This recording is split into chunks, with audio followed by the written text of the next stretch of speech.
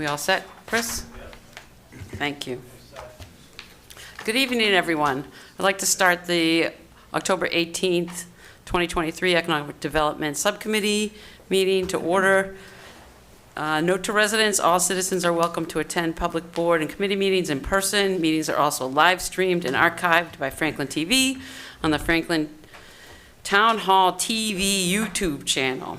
Meetings are also shown live and on repeat on Comcast Channel 9 and Verizon Channel 29 in an effort to maximize citizen engagement opportunities. Citizens are welcome to continue to participate remotely via phone or Zoom. The Zoom link is on the town website in the agenda. The meeting number. Recording in progress. The phone number is 1-929-205-6099. That's 1-929-205-6099, and the meeting ID is 885-1263-4420, and then press the pound button. Tonight we have two items on our agenda, and the number one is the discussion of the home occupation bylaw. Jamie? Sure. Thank you, Madam Chair. Through the EDC, so we'll wait for Brian to come upstairs. Okay. Can I just say one thing? Well, absolutely. We have, so in chambers, we have Glenn Jones and Patrick Sheridan are with me tonight. I think Councilor Frangillo is out of town, but he might zoom in. He's in Belgium. Is he in Belgium? He's really out of town. Wow. Yeah, lucky. to be Councilor Frangillo and living that life in Belgium. So, Yeah. Jamie, sorry about that. We wasted a few enough until Brian got up here, but really quickly, I just want to, for the EDC members and folks watching at home, a couple notes. One, tonight's topics are discussions. There are no proposed bylaws. There are no proposed votes. There are some drafts in here, some samples. But on the first topic, Madam Chair, it relates to both are also goals from the Town Council this legislative session. That's right. Brian and the staff have done a little work to review the home occupation bylaw. As the memo states, Brian did a great job giving an overview of the past. The town, some years ago, had rewritten the entire bylaw. And I think I just want to set the four corners of the puzzle here. I think we all, I hope we all realize that the market has changed on this issue, and that we see many other municipalities work on broadening home occupation. Has been discussed at this committee and others in the past. There are obviously some down the river consequences and positives of amending it. I've invited tonight not only Brian, but also our Board of Health Director, Kathy Liberty, who oversees food. We've asked the DPW, Brutus Canareggi and Doug Martin, who oversee water and sewer, as well as the Building Commissioner, Gus Brown, who is the ultimate authority on these issues. Really, the goal tonight is for the EDC to be able to ask any questions or be able to comment on what they would like to see in a home occupation bylaw. Maybe what all of you are hearing from members of the community. I know that there's been some frustration in the past on this issue, and I also know that there's been some people who have had successful businesses on this issue as well. So that's it for me. It's up to you guys to engage some of them in discussing and just having a conversation. And then Judy Barrett will pop in on Zoom probably in about a half hour or so to go through the 40R debate.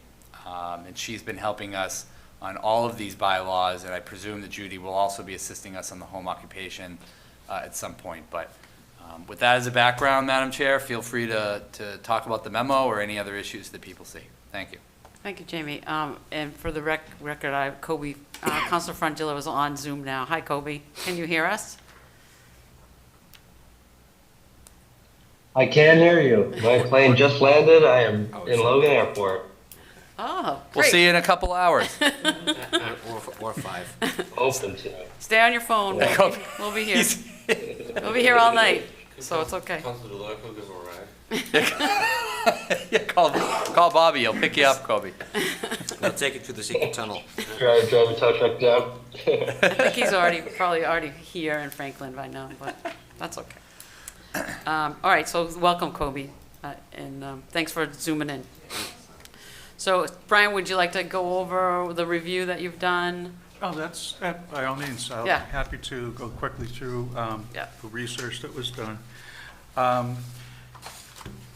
As Jamie mentioned, Judy Barrett has worked with us on some zoning issues towards the end of last fiscal year and for the last couple of months.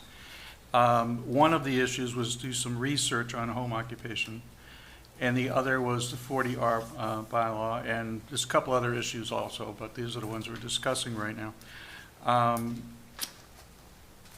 And she did some basic research on what other communities are doing. We did a little bit more, and we checked out a few additional communities in addition to that. So there is, attachment B actually is basically what other communities that we researched, good examples of other communities.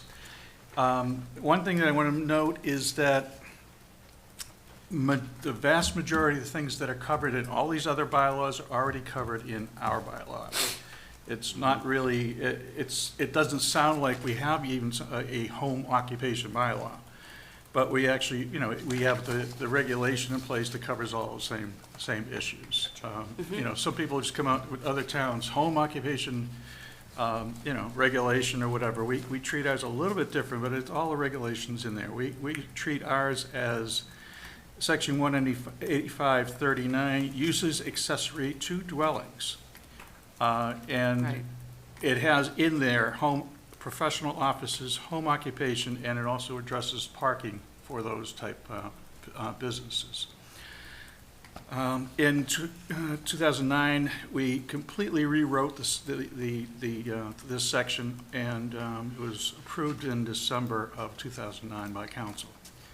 So it's not that old, but obviously a lot of changes are happening, if you will, in the world of home occupation, where 40% of the people work from home now, or whatever the stats are right now. It is a substantial amount of people working from home.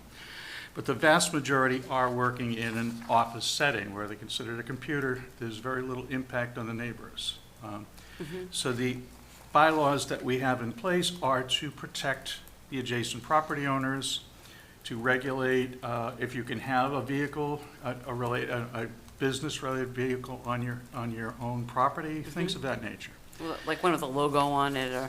Yeah, I mean, Something like that. if you have a car with a logo, it doesn't really matter, but if you have a truck that's going to start early in the morning, it could impact your next door neighbor. So, I'm going to just go through quickly. There's a list of home occupation issues that are dealt with, and as I mentioned, they're in all the other, for the most part, all these other bylaws, but they are in ours as well. The owner or the operator of the business shall reside on the premises. That's a key one right there. The maximum percentage of habitable floor area of the primary residence or an accessory structure, the hours of operation, the specific, is the home occupation allowed by right or special permit? It's a big difference. Some things are not allowed at all. Others, you may be able to need to get a special permit to do something out of your home. Is the number of persons in addition to the family members? Can you bring in a couple of additional people to work in your house? And, a lot of communities don't, and some are just sure anything goes. So it really depends on what you want to do in your community. Retail sales on site, they're not normally allowed. Display of goods visible from the outside of the residence is usually a no-no. You want it to look like a residence. You don't want it to look like a business. Right. Restrictions on storage material and products outside the principal residence. If you're a contractor and you have a truck, do you also have piles of lumber? Do you also have Right. a backyard that looks like it's got piles of stuff all over the place? Those are the type of things that are regulated really carefully in most communities. External structure alterations to the principal residence. They're usually either prohibited or if allowed, they don't deviate from the residential character. You add on a section to a building, you make it look like the main house or something of that nature. The equipment, machinery, process materials that you have, they shall not be detrimental. They will not be detrimental impacts or objectionable to the neighbors in any way. You're talking emissions, gas, smoke, dust, noise, electrical disturbance is one that's actually, surprisingly, I didn't think too much about that until recently, but it is something that's an issue. Required off-street parking. If you're going to have yourself and a couple of people working in your house, they're going to show up in cars. They can't be parked out in the front on the roadway or in the front of your house. You have to have, just like any other business, off-street parking. And we do deal with those type issues in our bylaw under a separate section. If you're going to have vehicles, what are the number and the size of the vehicles? How big can they actually be allowed? Can you actually have a couple of dump trucks out in the back of your house or not? Those things are important to look at.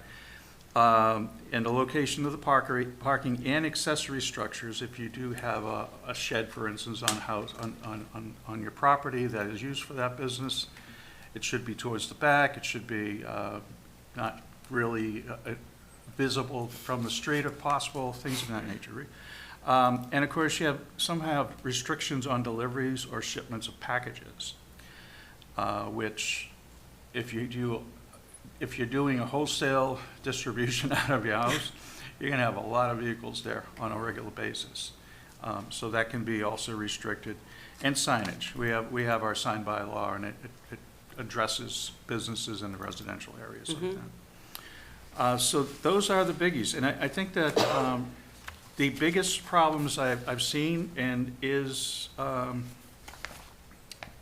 really people trying to start up a food processing plant in their kitchen and things of that nature, which are, I would love to see everybody be able to do what they want out of their house, but those type issues can really be tough, and they have to be regulated to a point, and that's where Board of Health comes in, DPW comes in, and I step back and say, do what you guys have to do. So on that note, I didn't know if you wanted input from any of the other town staff here, or had questions specific to that, or if you have questions about the things I just presented. I have a lot of questions, but I will go to Councilor Jones first. He has his hand up. Thank you, Madam Chair. Through you to Brian. This is obviously a lot of information, and many of these things would easily wield a phone call from a neighbor saying, hey, they're pissing me off. Somebody parked in my driveway, blocked my driveway. The signage is too big, the lights are too bright, a whole plethora of things that can go wrong. But my question really has to do with how much of an impact, or has there been any research done into home occupancy businesses and the effect it has on our commercial base? We currently have, I would assume, still a fair amount of commercial space available within the community that many of these businesses could fill. And what type of economic impact would it have on already well-established commercial zoning within our community? And two, we're putting a problem, we'll talk about the neighborhood in a minute, but what type of an impact are we having on our economic development in regards to our already existing commercial zoning? I don't know that much research has been done. I know the American Planning Association's put out documents on home occupation, and they seem to be more advocating for it in general, and thinking it's good for not, it's good for the community, it's good for the neighborhoods, it's good for everybody as long as you keep it under control. As far as the economic impact, I do believe that if you had half the people in town were working out of their house, it would be good on emissions, it would be good on a variety of issues, but it would also, you're also putting people to work. If you have a person that starts up a business and he can't afford a storefront, but he still has one other person working there, that's one other person employed. There are benefits as long as they are things that work with a residential neighborhood. I think it's a really good, solid way to go in general. As far as impacting the commercial districts, I think businesses have to get to a certain scale before they can afford to get into a storefront for the most part. And many businesses that we're talking about don't really need a storefront and everything. And if you're I don't know, if you're an attorney and you have something out of your house, then there's no impact on the economy. It's right, I don't think. Although you might want to have that person, renting an office in a building, filling it up a little bit more. But I think it ideal for home contractors and things of that nature, where they have a small, a little office in their house that they're dealing with their business when they're in the building, and then they don't need an extra office for things of that nature. For manufacturing small items,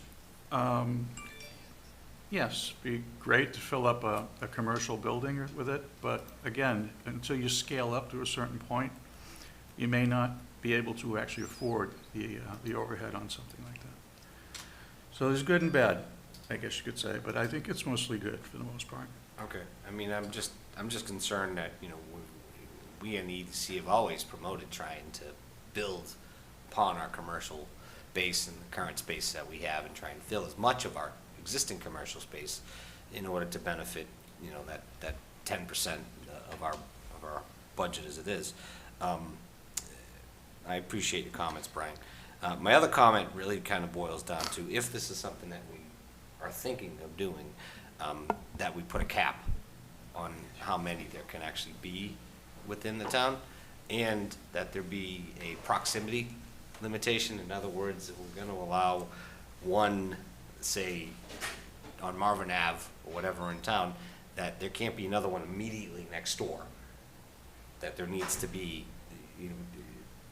basically like a 6-block or 8-block or 10-block buffer between these home occupancies, for the simple fact that we don't want to end up having large concentrations of these types of occupancies within the same neighborhoods or within the same section of town. Not only that, but it could have other potential economic impacts, kind of like what we do with the liquor licenses. When we spread them out across the town, and we have a limited amount that we offer. So that was just one idea I was thinking, is limiting how many, and thinking about where we would actually limit putting them, so that they're not overlapping each other and not immediately next to each other. But, that would give us some sense of control from the get-go, and then we could always add more if it's working out. I was going to say, I think most of these are the things that we can do already. I don't know if there's a limit. Personally, it would depend on, I don't know, like for me, it'd be like, well, why can't somebody build birdhouses next to somebody who has a law office? Like, to me, that's okay. And then if the birdhouse person all of a sudden needs a lot of space, then they go rent a larger commercial building. So this is kind of like how do we get entrepreneurs to be able to start their businesses so that then they can move on to something else. So I don't really think we need to limit it, but we're not there yet. Well, it's just, So I was just thinking of that because it's something to think about at this point now, before we even really start refining any kind of bylaw, because we need to know how many, B, we need to know where they're gonna be located, so that we can kind of lay that out on a map, and where we would expect to find or see these pop Yeah, up. well, let's ask Brian. Do we keep track of them, and do we know where everybody is and how many are there? The town clerk's office has a list of doing business as, you want a business in town out of your home, you need to get a business permit through the town clerk, doing business as whatever, whatever it is. And there are hundreds around town. We're not talking about only in certain districts, only certain neighborhoods. We're talking all over town. And you may have them directly adjacent to your own property, and you don't even know that they're there. Right. Well, right, I mean, I'm a DBA. and What's that? I own a DBA of my own, Well, so, there you go. yeah, Oh, but so- but I don't, but I Right. don't, Yeah. but I don't run a business out of my home, even though my DBA is listed as my home. Right. It's not, I'm not bringing trucks and equipment and all that stuff that stays at the shop. It's- Understood, Yeah. understood. Can I respond just for a second? Sure, On- Brian, go ahead. Then on- I'm going to go to Kobe. He's Okay, got his sure. hand up, okay? All right, sure. Is that okay, Pat? I think that the way things are run right now, they're regulated through the zoning enforcement officer. If you get into issues that are not allowed in a residential area, then they're just not allowed. I don't know how many people have been able to go to ZBA to actually get a business going. I can leave that up to Gus if he's here, but He's in the back. I don't really, I think in general, right, the way it runs now is fairly well in that if there are impacts, our regulation says you can't impact your neighbors. Right. So if that becomes an issue, the business isn't going to get renewed the next year, or at least the town has the ability to do that. As far as, right now, we're not, as a town staff, right now, we're not proposing any changes. We're actually asking the EDC to recommend changes if you'd like to see them. I think most people in town, as far as staff, are happy for the most part with the way things are going. And I went through the bylaw a lot, and I really don't see much that I personally would recommend changing. It's really, in my opinion, it's only if you're going to add additional uses that are not currently allowed right now. And that's where the issue, I think we need to, you obviously need to consider that, talk about it, and whether you recommend anything now or in the near future, whatever, that's the EDC's recommendation to, decision on what to do.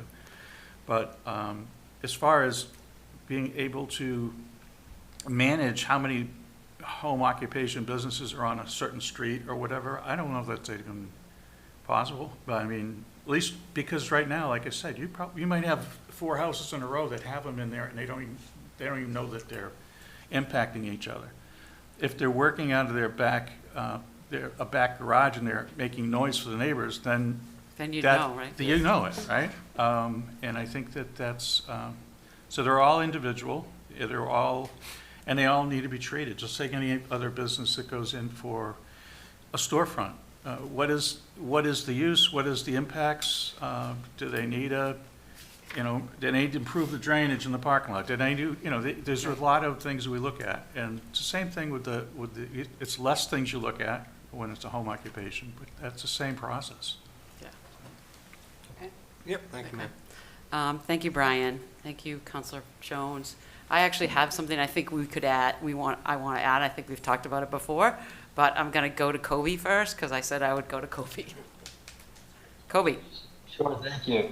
Yeah, and I think, Brian, thank you for all the team's work on this and pulling together some other examples. And I think both you and Councilor Hamlin touched upon the benefits of these, right? Home occupation allows us to improve vibrancy and add economic growth by lowering the barrier to entry to start businesses and perhaps even add some life to some neighborhoods. Oh, he's gone. And there he goes. Well, maybe he'll come back. Can I lose you? Oh, Sorry about that. We missed you. Can you We hear me lost now? you. Go ahead, Yeah, I got a phone call. quickly. Yeah, just, a culture that tends to err on the side of too much caution in terms of impact on neighborhoods stifles some of that vibrancy and growth. And so that's why we wanted to revisit these. I have three things in looking at our bylaws to potentially improve on in my mind.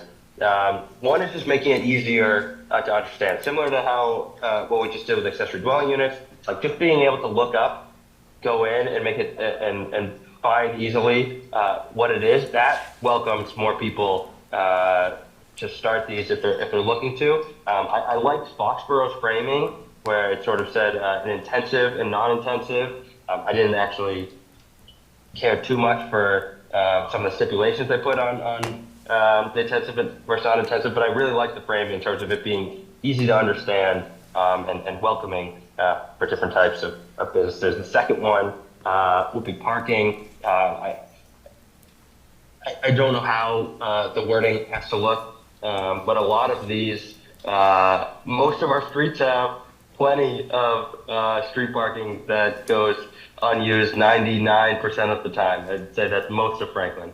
So a little less pressure to put all parking, especially if it's a drop-in, drop-out type of place. A little less pressure to have to add extra parking on your own premises. I don't think is a bad thing. The three is really that manufacturing piece that we said, and particularly food manufacturing. It would be nice to know if we could put numbers behind what is a reasonable, at what point do we trigger being unreasonable in our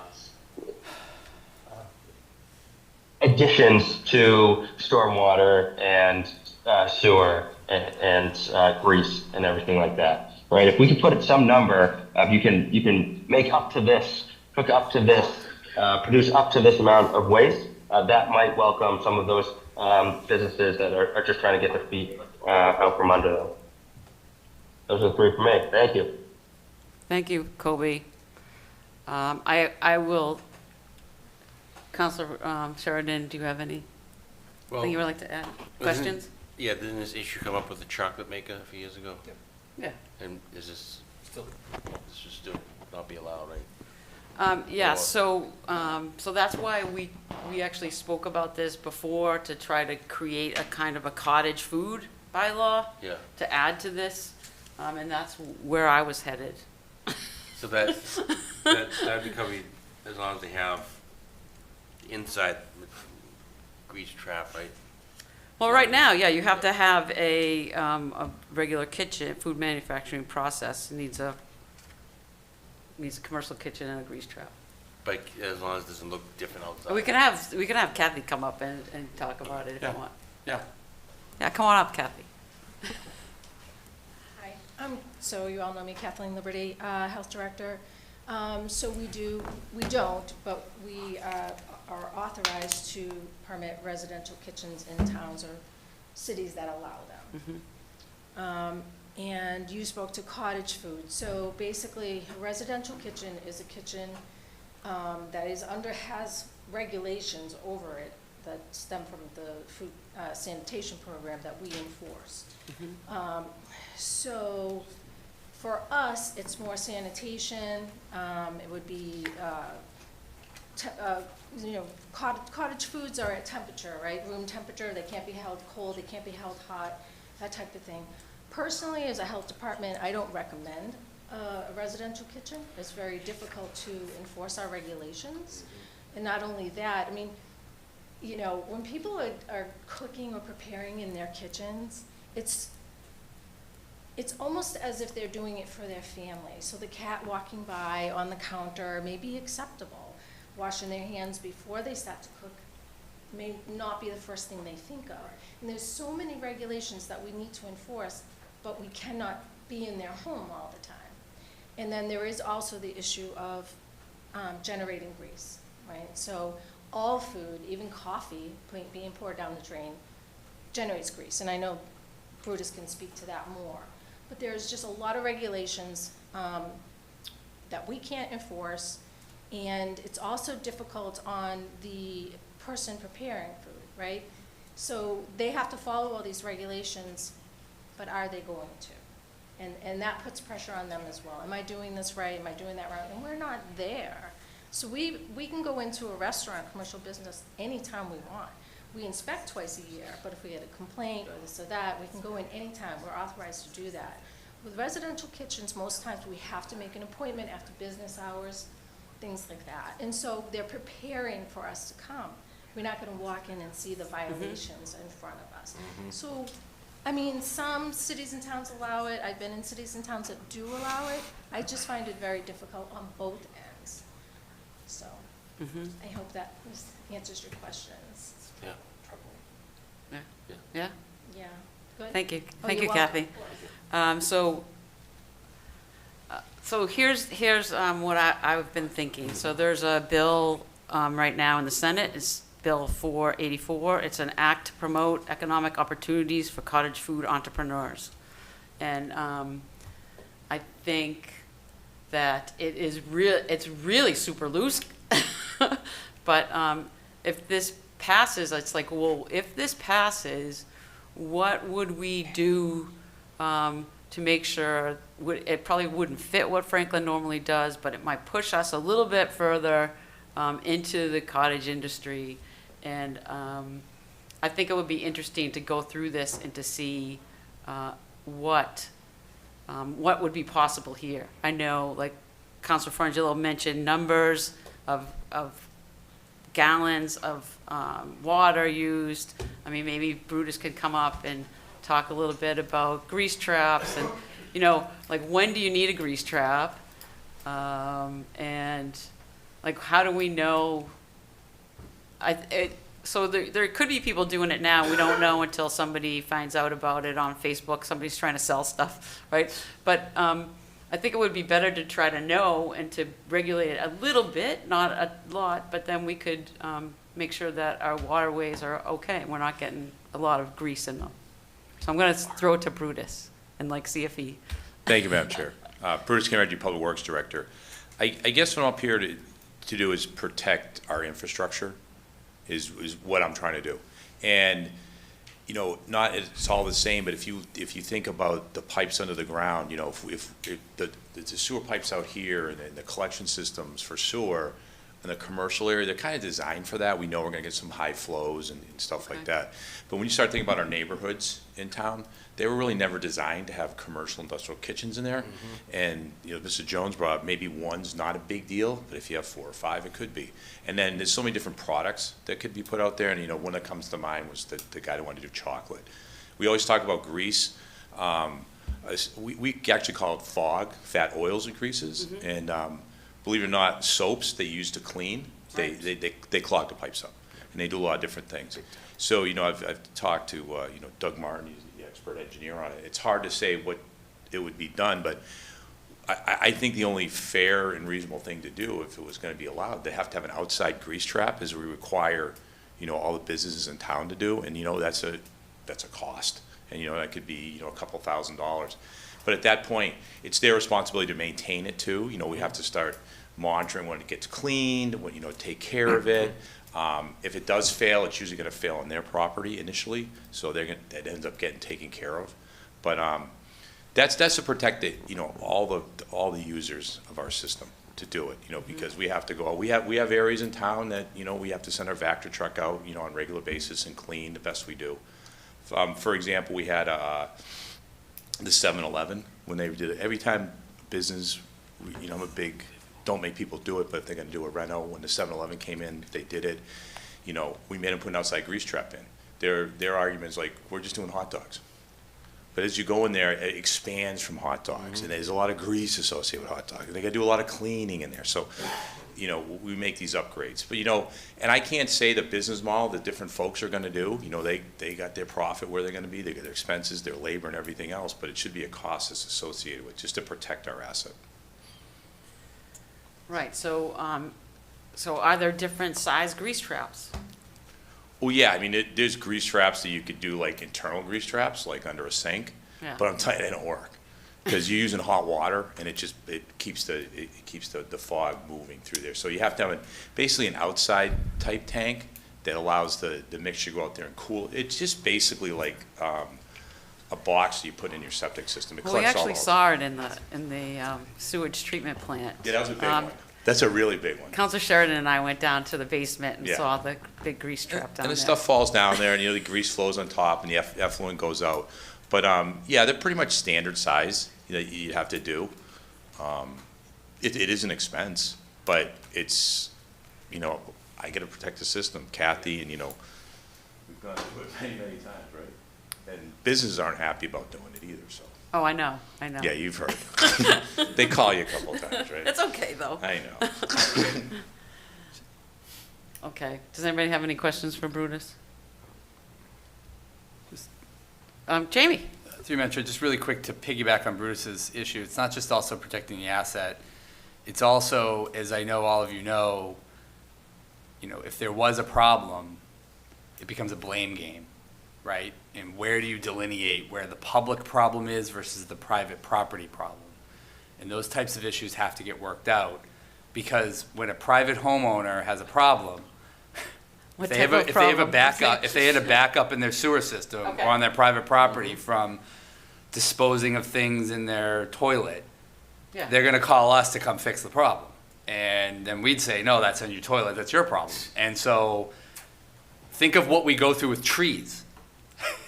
3 feet, 1 inch, who's responsible? There's always a lot of emotional opinions on this, because if the private property owner has to fix the problem, oftentimes it's thousands and thousands of dollars.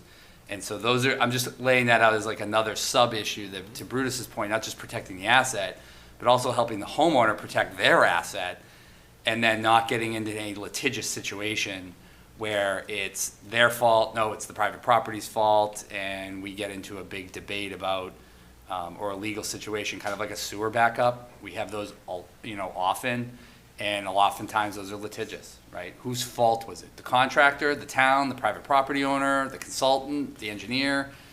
Are there flushable wipes, non-flushable wipes there? Then we yeah. know whose fault it is. Right, Jamie brings up a great point. Like, you think about a neighborhood. PPP, to go with Liz, right? Yeah. Pee, poop, right? I'm just, Yeah. so I mean, there is, I appreciate the wipes, but I just wanted to add that on to Brutus's point that there's an enforcement issue that's here, and very rarely does the resident say, oh yeah, it was our fault. It's kind of like what Brutus says, like, nobody ever calls him and says, my water bill was really low. I would like to make sure I used a lot more water. Can like, I did pay, I can I not pay use you enough extra water money today? for the Like, water cool that this I summer. used? No one, and it's not a critique, it's just how, we're projecting out some of the issues that are going to be likely of concern in this debate. Thank you. I agree that there's potential issues, but I also think it's worth talking about and thinking Yeah. about and having a discussion about, because we know how much water people are using, right? So then we'll know if all of a sudden it goes really high, then like, what are you doing? Right. Or do you have a leak? Sure. Or what are you doing? And then, so we have a way to know certain things that are going on in the home. The one thing that, Jamie brought up that's got me thinking, and when we sit here and you talk about like a lot of visual things about like the parking or, extra trucks and all that stuff. The problem that could happen is they don't have a proper grease trap is the grease is gonna slow down somewhere. And it might not be in front of their house that we can say, oh, it's your problem. It could be 7 houses down. It goes into the first manhole or the dip in a pipe. So now you cause a backup there. It might not even back up that person's house. It could be 14 houses up the road that we have a sewer backup that we have to deal with. Right. So then you really get the finger point. Wow, that guy's making, hot sauce in his house, Well, then you right? find out, right? Well, no, you don't always, and then but it could cause other residents, and that's really, you think an extra parking spot's bad? Try talking to someone when their sewer backs up in their basement 3 feet. It's, not pretty. So, but that can really cause a lot of angst. You just have So- to wear your poopy shirt. and- I know, the boots. As my wife says, whenever I walk outside with the yellow boots on, she goes, that's not good. It's a sewer issue, I understand there's issues and there's scary things we have to talk about. yeah. But I think this is more about kind of like really low volume, like the woman that now has her own donut shop because she started making donuts in her apartment. And that's the kind of thing. So when Council Frangillo said, is there a number? And if we can make it friendly, then we have a list of everyone, and then we'll know. So that's, I don't want people to be afraid of that everything's gonna get backed up. Because I think it's really a low volume thing we're talking about.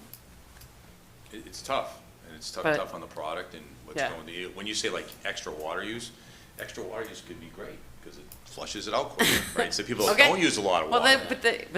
it's a good thing that they use more water, Yeah, right? But you Yes. know that, like Sure. there's a bill. Oh, yeah. Right, yeah, but, okay. I mean, can't Um, you say anything to a homeowner if they have use a lot of water? No, if we send them a bill, and they Yeah. usually call us. Why is my water so high? Because we do have, if folks at home don't know, the more water you use, you have a higher tier system. So you Yeah. actually pay for more gallons to use per unit. Yeah. So, but if they're in the business, I mean, all relatively, water as a commodity is very, very cheap to purchase, especially if you're in the business. That's not the killer for you. And nor is the sewer. I mean, that's not what's gonna make or break. It's all the other products you're gonna need to do in labor, obviously. Right, So- right. I mean, I envision people just going to the grocery store themselves, not having deliveries. Once people start getting big deliveries of things, I'm like, then you need to go find a kitchen somewhere to do your stuff. That's right? another. Yeah, but I think, it's like, I know you talked about donut person. I mean, how many businesses have started in their homes, That's what I'm- like, that's and what it's a I'm great talking thing. about. And Thank you, yes, that's and what I mean. entrepreneurs, and, it's a wonderful, wonderful thing, but it's my job to protect the system. And Yeah, I that's know, just- I that's know what we that, I know that, Brutus, and you do a good job. Oh, thank you. So we thank you. Do you have a question for Brutus? Well, that just kind of spirals back to what I said earlier about I think we should put a limit on the proximity and the amount that go in any one neighborhood for just that reason alone, is the impact it has on a residential neighborhood. I mean, the fact is that these are residential neighborhoods. Right. And it's just something to take into consideration. I do have a question for Gus, if we have the chance. Sure, we have a chance, and is Judy on? Is it she? Yes, she is. Okay, because we're gonna go to Judy and we're gonna change agenda. Okay. items, Okay, but ask Gus. Hi, Gus. Hi. Thank Hello, you, Madam everyone. Chair, through you. Hey, Gus, how are you, sir? I just had a curious question. I had to think about this from, I can't help it, being an electrician, I have to look at this from a code perspective. And I don't know too much about the building codes per se, as I do electrical, so I'm going to kind of frame this question in electrical terms. If somebody starts a home occupancy type business, and they change the use of their kitchen per se to a commercial type use, the one thing that runs through my head is that I'm thinking about is continuous loads and demands that wouldn't have normally be calculated into the square footage of a residential house, because according to electrical code, I can take a demand factor on a residential home of 87%, which means it wasn't necessarily calculated to handle what is now considered to be continuous load based on the work that's being done in a residential house that wasn't initially intended for that type of work. How does that change the code? Because I would see people needing service upgrades. How does that change from a zoning perspective, or I should say building perspective, in regards to this house now being used for commercial use? Gus Brown, Building Commissioner, through you, Madam Chair. We don't get that bite of the apple, so to speak. Someone may do it and upgrade their service, and we never know that they're increasing the load in their kitchen. Let's face it, a lot of kitchens are pretty high-end these days with what people do, and they have to upgrade services sometimes for that. And maybe I can knock down some of the misconceptions about home occupations. We issue just about every one that comes through the door. Most times, people that are in violation of our zoning bylaws, they stick out like a sore thumb. And we generally send them a letter and tell them to stop. But to be honest with you, I'd be lying if I said we get those people and then they pull the wool over our eyes. Well, we don't. We get someone that's got a small office that wants to run an internet business, low impact. We try to limit deliveries and shipping out of the property only for their personal use, not from the business use. We ask them to get generally a mailbox somewhere else because we've had problems with neighbors complaining about high-impact traffic for deliveries of businesses that are being run illegally. So it's a snowball effect with them doing something wrong right off the bat, and now they're impacting the neighbors and upsetting them by having these massive deliveries. So we've learned over the years that everybody comes in nowadays with that business verification form looking for a DBA. I feel that they're doing the honorable thing by coming to me first, and we generally issue them because they're trying to do the right thing to increase their economic outlook on what they can bring into their household with the internet. That has probably sparked, aside from COVID, that probably sparked more than anything, people doing this from their homes because they're not traveling as much anymore. They might have lost their job, and now they're looking for some niche in life to get by, and it's working. I think you look at what the clerk issues for DBAs out there. I don't want to say I do 5 a day. That's over the top. But some days there are 5 that we do, and they're renewed. The clerk brings in income. I think every 3 years or 4 years they have to be renewed. So that's good economics for the town, and it's good for the people that are doing it. So it's a success story. I understand, you know, about the cooking and all this. There's many things that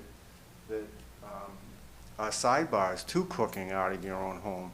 You know, the noise, the smell, the deliveries, the this, the that. But we don't, honestly, we don't get a lot. And the people that do want to do cooking out of their houses, they're the squeakiest wheels. They want that. They know that their product is going to sell millions, and I don't blame them. That's the American way.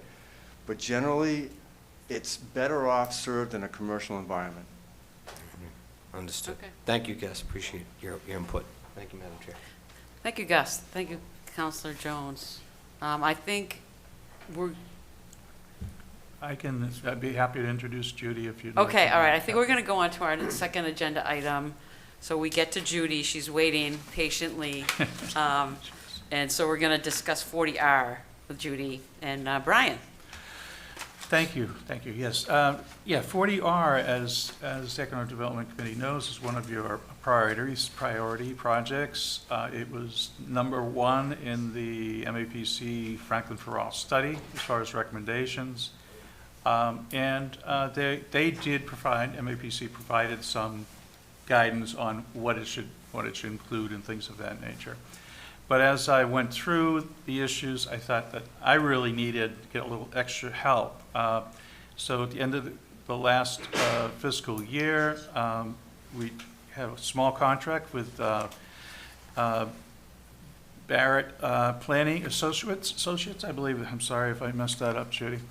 And Judy has been doing planning work and for a long time in the state, and I think that she's also, by the way, Barrett is working with Beta on our master plan. She's also playing a big part in that. But I threw a few issues out in email form, and I said, you know, can you give me a basic structure of cost and things? The #1 issue that we are dealing with is 40R.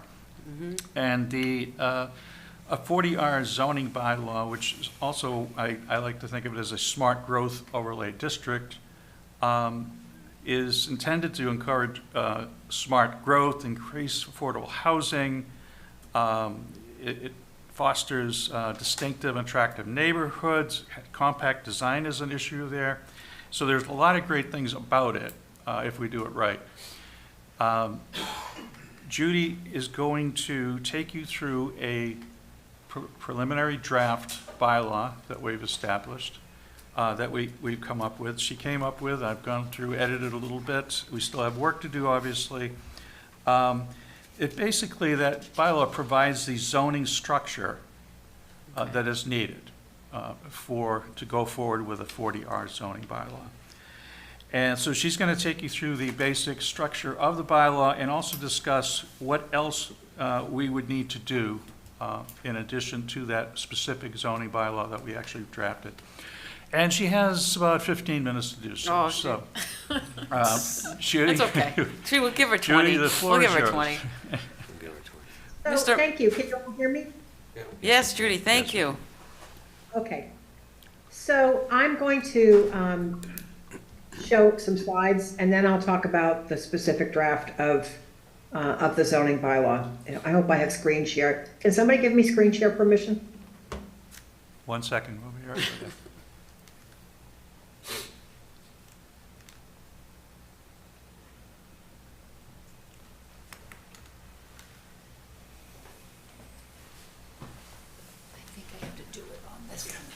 They're working on it, Judy.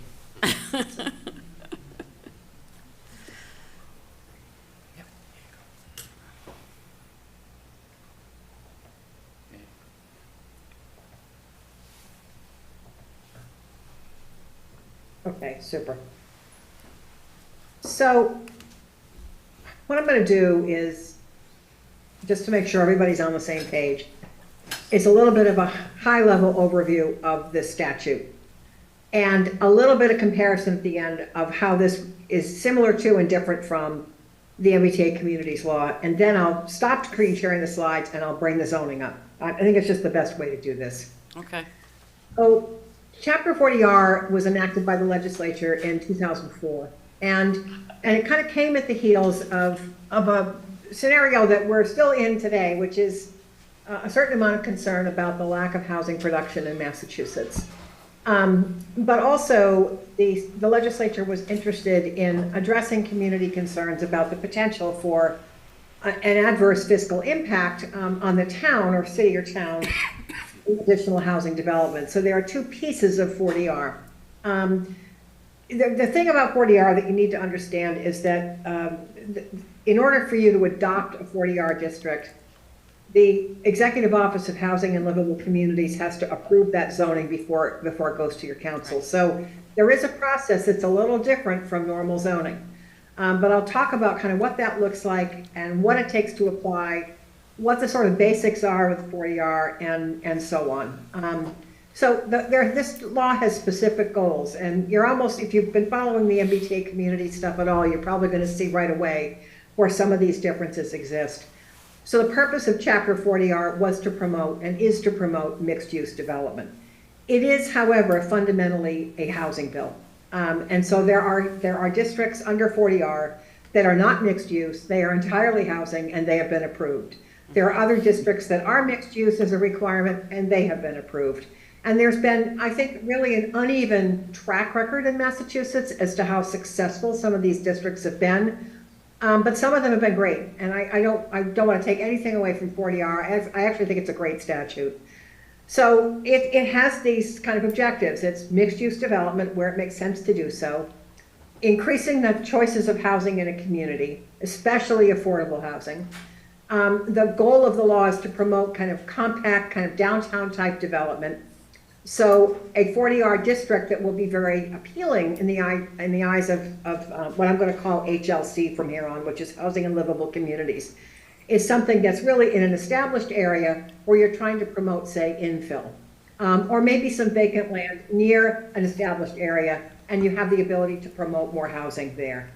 Ideally, it's in a transit-oriented or transit-adjacent location. It doesn't have to be, but that, of course, is kind of a primary objective of the law. The development that is allowed under a Chapter 40R overlay district must be allowed on an as-of-right basis. So there's an efficiency and permitting requirement. You have to have a special sort of plan approval process as part of a 40R bylaw. And I think the intent is that the development community and the officials in the community and the planning staff and everybody sort of gets together to work out how this zoning will work. There are minimum density requirements under a 40R bylaw, and it varies by housing type. So for single family detached homes, the minimum density is 8 units an acre. For 2 or 3 family dwellings, such as like an attached single family or a row house, it's 12 units an acre.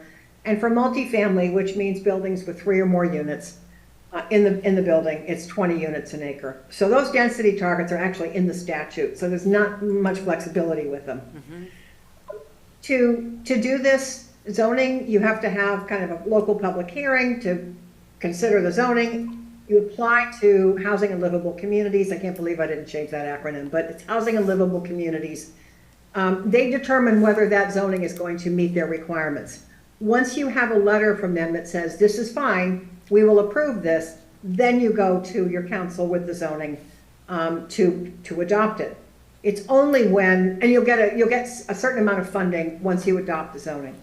But the real sort of financial benefit of 40R happens when there are building permits issued for units that could not have been built without the 40R zoning.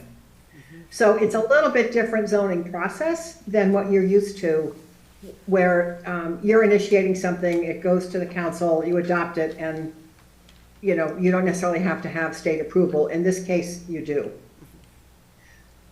When you apply to HLC for approval of a district, there's certain things they require. They want to know where the district is. So the locator map is kind of like, where in your community is this district going to be? You have to analyze how much development could happen under the proposed zoning. And there's a special spreadsheet model that has to be used to show how many units you think you're going to be able to create that you could not create without the 40R. And that's a very important number up front because it's going to determine how much funding per unit you're going to get when building permits start to be issued. You have to have a plan for how you're going to accommodate this zoning in your community. It may or may not be a formal master plan amendment, but there has to be something about what you're trying to accomplish in this zone. You have to have a housing plan and sort of show that what you're proposing to do is substantially consistent with that housing plan. You have to show what the underlying zoning is, so it's very clear that the 40R is actually enabling something to happen that couldn't happen otherwise. So it's a pretty the application package isn't easy, but it's very straightforward. I've worked on a couple of them. They're not that difficult. So what you have to address in that zoning is, this is an all-inclusive permitting framework. You don't have to go to the planning board and the zoning board of appeals or get back and forth between the two. It's a single board making the decision. It's as of right development, so site plan review or something like that is what you would use to review a project, but there's no special permit. There's no discretionary permit, rather, that a board could turn down. It must address housing and it should address mixed use, but again, they're not really requiring that, even though that is sort of an objective of the statute. You do have to provide for a mix of housing. You can't have anything else in your zoning that would impede development, like a moratorium on multifamily development or some kind of building permit cap. You cannot put age restrictions on the housing, and you must provide, and this is significant, a minimum of 20% affordable units. So that is actually in the statute. There is a minimum affordability requirement of 20%. This is where these two things are different, and I just thought I better do this so that everybody understands, because there's a lot of questions about 40R, 3A, what is all this stuff? So, 40R does promote mixed use. It's there are ways in which they're kind of similar. 40R allows you to require it. The MBTA communities law does not. Both statutes encourage as of right development. They actually require it. Both prefer kind of a transit-oriented location. The 40R statute does require affordable housing. It does require state approval before the zoning is adopted. It does require multifamily of 20 units an acre. And the density is determined under Chapter 40R very differently. It's based on the parcels you're proposing to put in the district. So you're evaluating density on a parcel by parcel basis. And I think it's important to note that 40R, although ultimately it is become part of your zoning, it is not actually part of the Zoning Act at the statutory level. It is a separate law. And that is really ends up having some significant importance for how these two laws differ, because it comes down to how you're defining density. In the MBTA communities law, you can allow mixed uses, but you cannot require them, whereas you can under Chapter 40R. It is as of right multifamily development. If you want to allow other things in your district, that's fine, but you have to be able to show that someone can build at 15 units an acre rather than the 20 that 40R requires. There is a cap on the affordable housing as opposed to a minimum requirement. Under the guidelines for MBTA communities, you cannot require more than 10% affordable housing unless you can prove that a higher threshold won't make development uneconomic. When you're trying to figure out the density of a district under the MBTA communities law, you have to include land that you would never include under 40R. And that includes things like the rights of way and the streets. It's a lot of land that's mixed in that really is not going to get built on, because that's the way the Zoning Act defines gross density. And this is part of the Zoning Act, which Smart Growth District is not. So if you hear about, why can't we use 40R for MBTA Communities District, the fact is, you may be able to do that, but I hope I just shut off screen share. I guess I didn't. There we go. You may be able to do that, but it's trickier than perhaps people might know. So with that, I'm happy to screen share the zoning in the draft form that it's in. And I will do that now. Can you all see this? Yes, we can. Yeah, I'm never sure, when you're. I don't know if I can read it, but You can see it, yeah. Okay. I can see it. I know there's something there. Yeah, and I don't want to bore you with a word by word on this. I guess I just want to tell you what this is. So, Yeah, just like any other zoning, I just made that smaller. That was kind of dumb.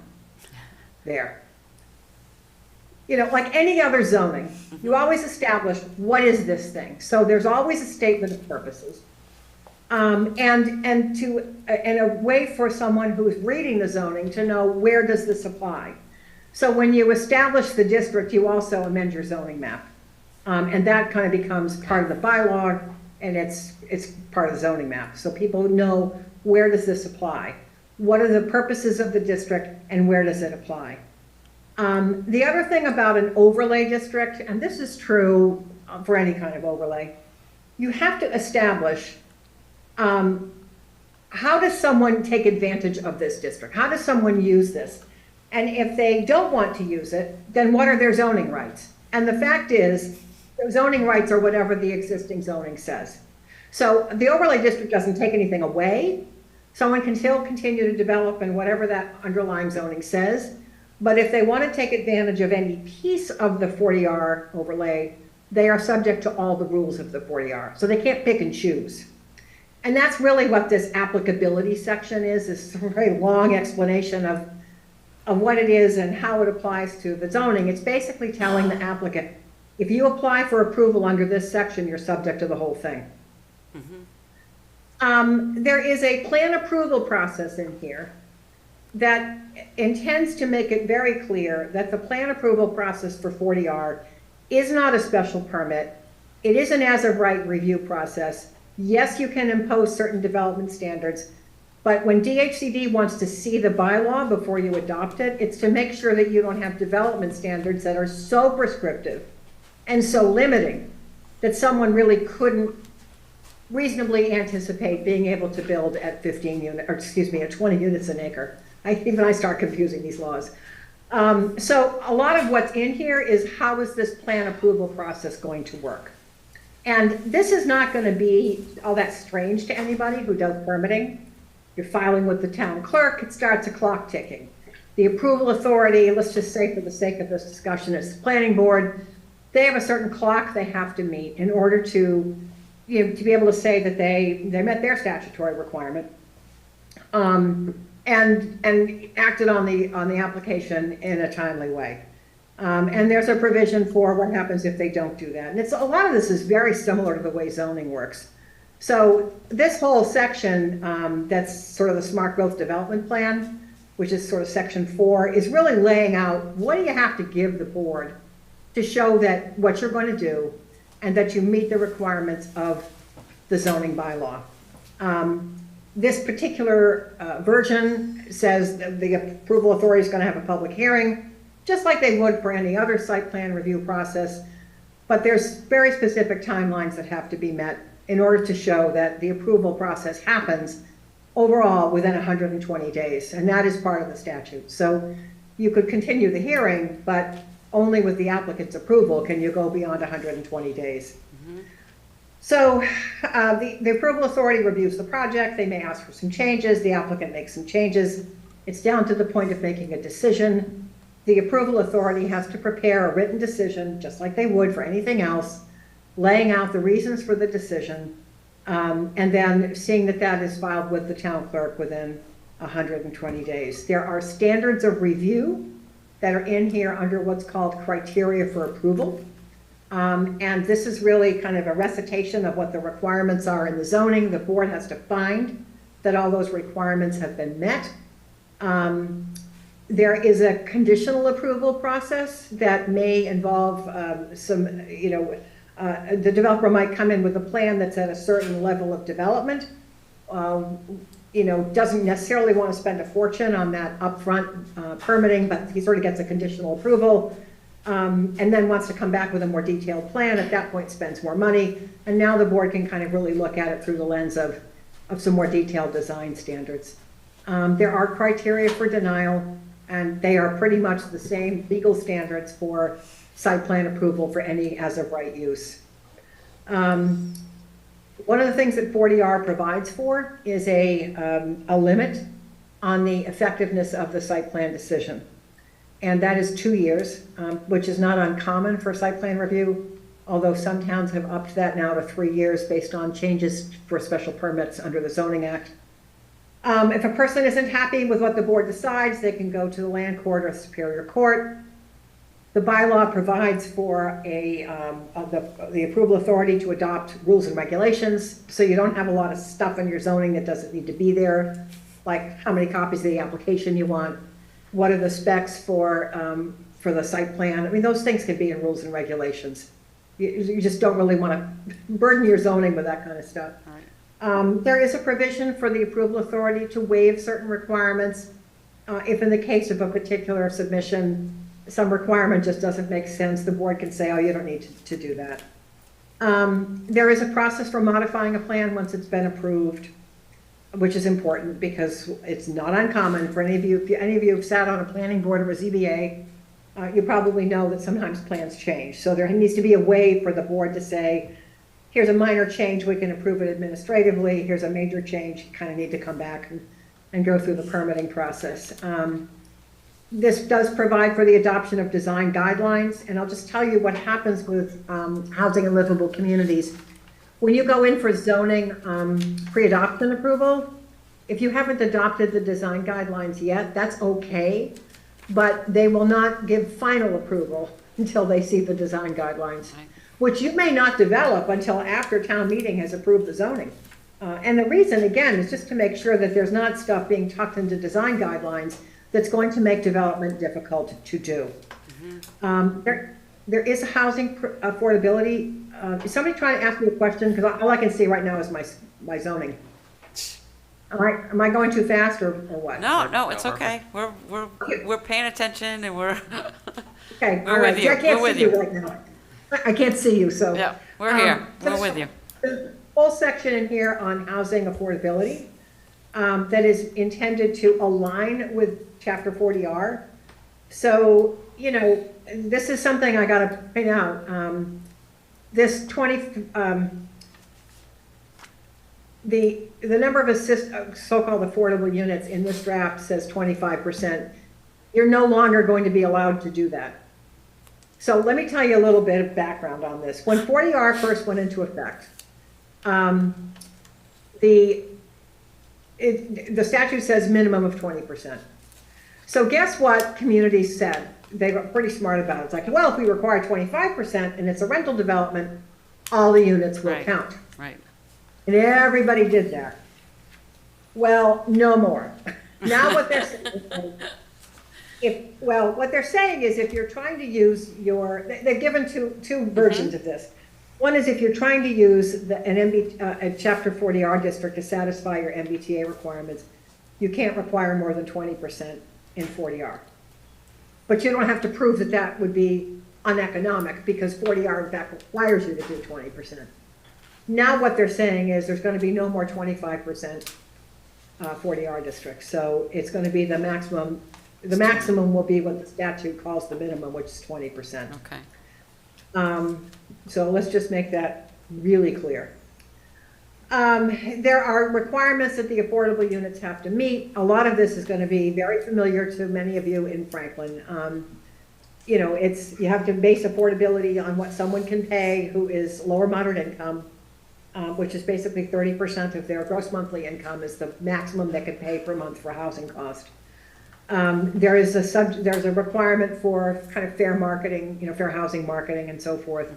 The units have to be comparable to the market rate units. As construction is proceeding, they have to be kind of constructed and offered on a pro rata basis with the market units. You can't have affordable units that are smaller than the market rate units. They really do have to be comparable, and there is an affordable housing restriction required that will keep those units affordable upon resale or re-rent. So this is really standard affordable housing zoning. There's nothing particularly mysterious about it. So a lot of what's in this section is just about how you figure out like what's eligible and how you're going to pick tenants and so forth, and what the affordable housing can require. There's really nothing in here that's kind of magic. It's pretty standard inclusionary, what we call inclusionary zoning.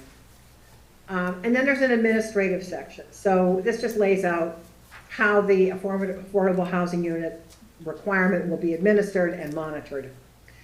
There is also a requirement in 40R that on an annual basis you file a plan or a report rather with DHCD, Housing and Livable Communities, as to what's been accomplished in the district, especially if you're planning to request additional aid under what is called 40S, which is the subsidy for a gap in costs that may have been incurred for public education purposes in excess of what you would normally spend.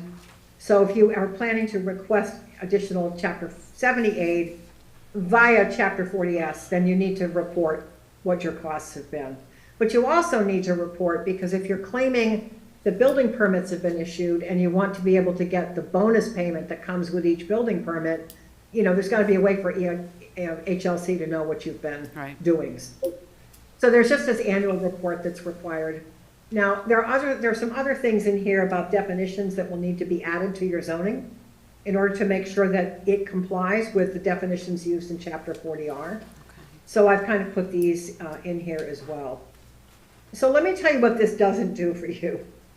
You can't really do anything. You can adopt this, but it doesn't bring you any particular benefit until you create an actual district. Right, okay. Now that's very important. We have not created a district here.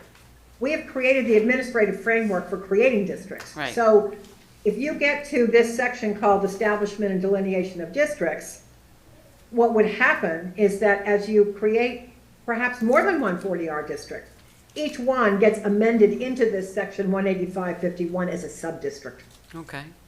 But you don't have to repeat all the administrative stuff, because that's all covered in this. So this is like your umbrella zoning. And then on a district by district basis, you add them to this section 18551, and whatever the dimensional requirements are that you want to apply on a sub-district by sub-district basis. But all the stuff about how you apply, what you have to submit, how the timeline works, you don't have to repeat any of that because it's already here. Okay. Does that make sense? It does, yeah. Yeah. Thank you. Brian has his hand up, Judy, so we're going to go over to Brian. Yeah, we actually have no time left in your meeting, essentially, but I just wanted to say that we would like to bring this back, whether I believe you're having one more EDC meeting before. On November 1st, November believe. 1st, okay. Yes. I will bring it back whether Judy's here or not, and we'll have a fresh copy of this document. You'll have a cover memo, you'll have some other information provided at that time. Okay. And we'll discuss and of course we'll discuss the other issue we talked about tonight, if that's what you like to put on the agenda. And what about, like, have you, maybe you've thought about where the overlay should go? Yes, I know that I'm working on one in You don't have to tell us where yet today. Well, I'm It's working okay. I'm working on one, and I know Jamie's got, you've been talking A to couple, people, so there's a okay. couple of things that are going on. Oh, good. And, That's you know, good. you really could do one, two, or five, really, but they don't have to be done all, obviously at once, obviously, Yeah. right? Yes. So, we'll see how that goes. Maybe by your next meeting, maybe we'll be able to share something with you, I don't know. But, Okay. it's, Well, thank Working you, on thank you, Brian, and thank you, Judy. This is Thank you. it's pretty exciting for me, and I'm sure Kobe's pretty excited too. He's online somewhere, but hopefully he's gonna. 40R is great. 40R is really great. I think Okay. it's a wonderful method to Does work. Is Kobe clapping his hand there? Is that, or does he? Yes. Yeah, okay. Thank you again, Judy. Okay, and thank we'll- you. Yeah, and with that, I'll take a motion to adjourn. So moved. Second. I have a second. All in favor, we have to do a roll call vote. Counselor Sheridan? Yes. Counselor Jones? Yes. Counselor Frangillo? Yes. And the chair says, yes, we will adjourn. So thank you for watching, everyone.